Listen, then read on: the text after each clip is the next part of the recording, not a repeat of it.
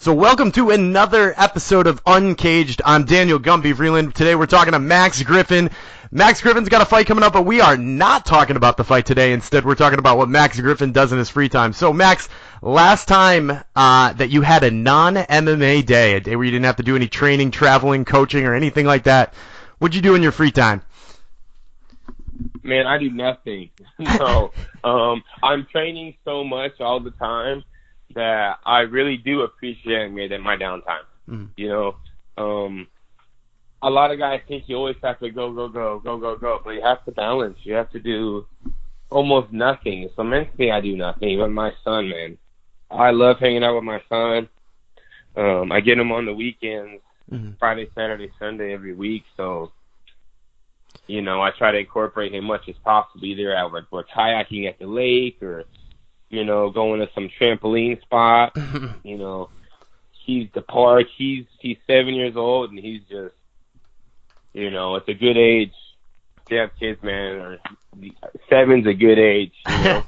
Yeah, so yeah, my son is what I do, man.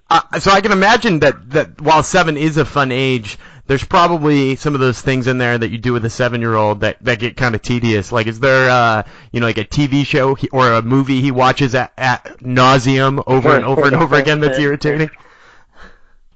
He's getting into all the fighting stuff. He's been in it. He's a Dragon Ball Z maniac, Ninjago. He's just a ninja, and I think it's because of me. You know, all this fighting that I'm doing.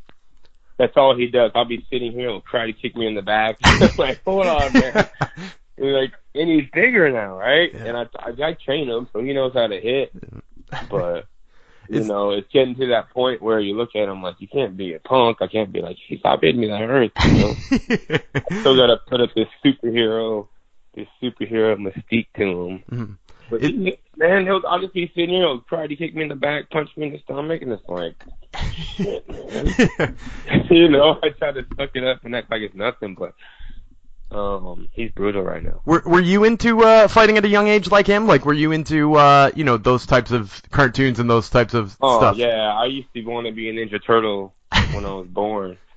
I was born in '85. Ninja Turtles came out right after that, and I started martial arts when I was 4. Mm-hmm. So it was hand in hand. I literally wanted to be a Ninja Turtle when I grew up. And, you know, you watch Three Ninjas. I was a Karate Kid, man, and now I'm kind of close to a Ninja Turtle. Yeah, I mean, you pretty much followed that career path as much as a kid could possibly hope to. Did you have a favorite Ninja Turtle? I was like a mix of all of them. You know, because someone asked me this the other day, and I can't just pick one, you know. If I was smart like Donatello, funny like Michelangelo, I'm a leader. I'm always been a born leader like Leonardo, and, you know, I can be an ass and a jerk like Raphael. So that's my mean streak. So I'm a mix. I'm a mix of them. So it sounds like I even had a chance to meet one. I actually met Michelangelo, the real Michelangelo. The guy who did years ago at. The guy who did the voice for him? Yeah, the guy in the suit, the guy who did the stunts, little Asian dude. I met him a couple years ago in San Francisco, but it was like a life moment. Really, to be the real one in the real suit from the movie, that was a life moment. That's awesome. Sure. And so it sounds like from a really young age you knew you wanted to be a fighter. What would you be doing if the fighting career didn't work out? I don't know, man. I've been asked that, I mean, even before. I mean, I've been like corporate America and stuff, but that's not what anyone really like wants to do. Mm-hmm. I'm not sure. I mean, I used to want to be a firefighter and SWAT team, things like that. Mm-hmm. Probably something along those lines. What about other sports? Were you a team sports kid growing up, or was it just straight fighting all the time? You know, I used to play basketball a little bit, football, but what I found out, you know, I'm accountable.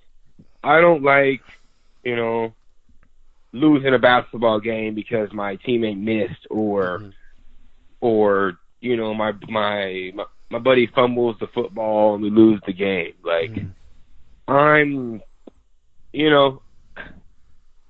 I'm individual. I mean, I'll be on a team, but I like to control my own destiny. I don't like having someone else be in charge of my destiny, you know?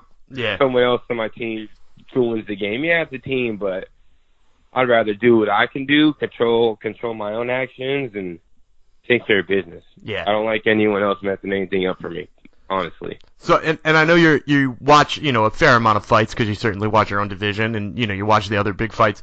Do you watch a lot of team sports? Do you watch, like you said, football, basketball, that kind of stuff?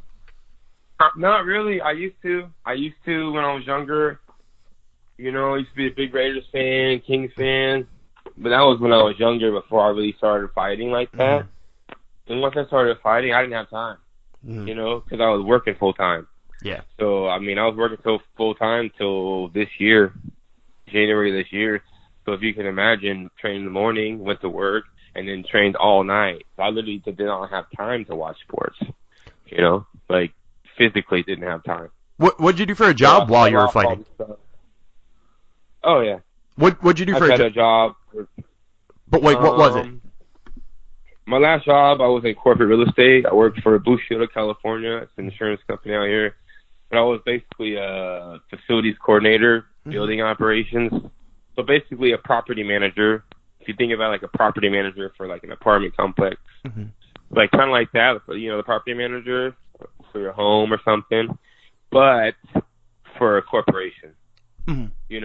Hundreds of thousands of square feet, 6,000 employees.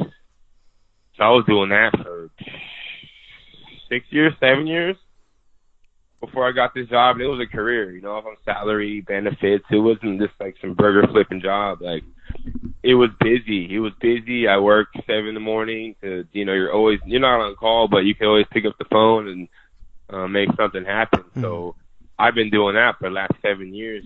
So, wake up, do my strength and conditioning from 6 to 8 in the morning and 8 to 5, and then train from like 5 to 10 o'clock. And that was my life for the last 7 years, So for me to quit that, to get this far like that is pretty good. Yeah, and did you ever get noticed by your coworkers?